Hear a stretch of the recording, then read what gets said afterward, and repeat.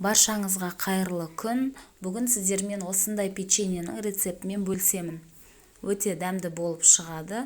Үйдегі бар продуктымен жасауға болады. Ең алдымен ыдысымызға жұмыртқаны жарып салып, үстінен қантты қосып, шанышқының көмегімен араластырып аламыз.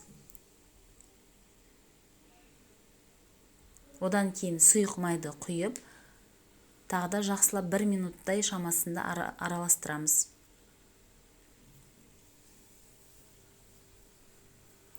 Үстінен 1 шай қасықтай қопсытқыш қосып, ұнымызды салып, қамыр илейміз. Қамырымыз орысша айтқанда песочный болып шығады.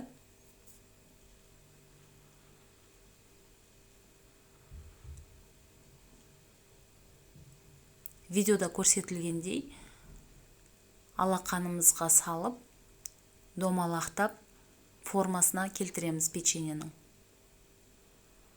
Менде үйде қара кунжут болды, азғантай ғана. Сонымен және қантпен бетіне сеуіп шықтым.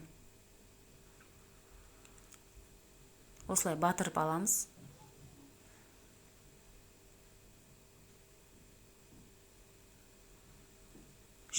градуста 8-10 минуттай шамасында пісіп шығады. Менің арнама тіркеліп, комментарий қалдырып, лайк басуыңызды сұраймын. Ас болсын, сау болыңыздар.